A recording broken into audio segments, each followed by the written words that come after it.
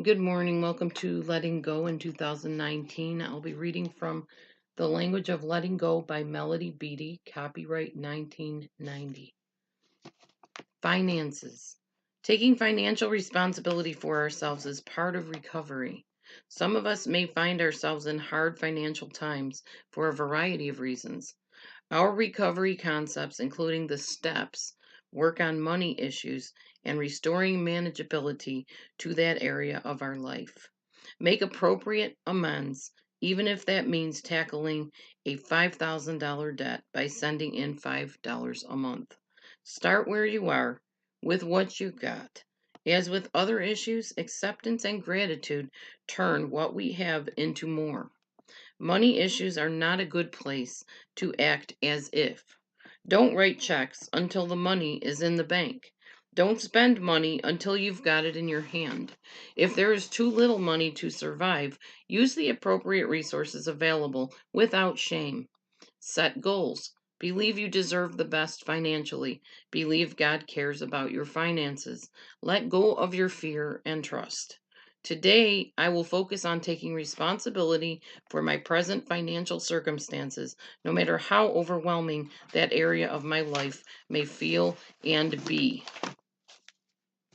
That's a really different reading than what we're used to, isn't it? We're talking about money here, money, something people either love or hate to talk about.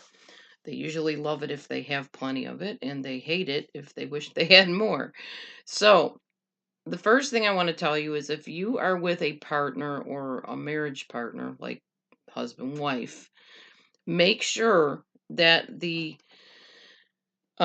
especially if you're married to like an abusive partner, make sure you have your own bank account as much as possible. I believe in separate bank accounts for the most part. If it's somebody you implicitly trust, then I guess get a joint bank account, but that has never worked out well for me, period. Um, because the men that I married were spenders rather than thrifters like me. I'm very thrifty. I'm very careful of what I do with my money because I had to live on a budget, because I had to learn how to budget my paycheck and things like that and pay all my bills and whatever. The first place my mind goes to when I get a paycheck or any form of money is what bills do I need to pay? What responsibilities do I have to take care of? It's not always like that with your significant other, unfortunately. Whether you're male or female, I think it could go either way. So it's important for you to have your own bank account just in case something happens down the line that you need to pull on that money. Just saying. You may be in that situation. It's something to consider. Get your own account. And if you can't change over your account you have, then get a new account and start secretly putting money into it. Because believe me, if you need that little nest egg, so to speak, it's going to come in handy down the line. The second thing is what they said here about paying back the debts that you owe. As much as possible when you start getting bills in the mail, just pay a little bit here and there on them. You don't have to pay them off like all at once.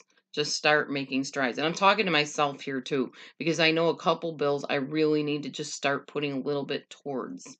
It's never going to get paid off if you don't pay at least a tiny bit, $5 here, $10 there, whenever you have the money. Same thing goes with saving for things.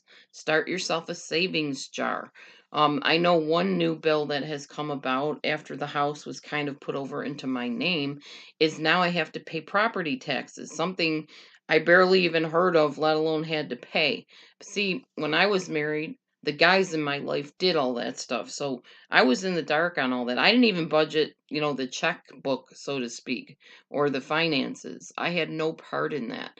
But when you leave your marriage or you're in a situation where you're on your own, you learn that stuff by default. You have to, or you will not survive because nobody's there to pay your bills for you. Nobody's there to budget for you or tell you, no, we know that you want this thing over here, this shiny new thing, but over here you have this bill you need to take care of. You need to do that all on your own. So I'm just giving you some helpful advice from somebody that's been there and done that. And I hope that, it helps you today if you're in that type of situation. Anyway, even if you're not, finances are something that's part of the balance of living your life. Just keep all things in order. Make sure you put priorities first. Pay off those bills as you can, little by little, at least make an effort. That's all you can do sometimes.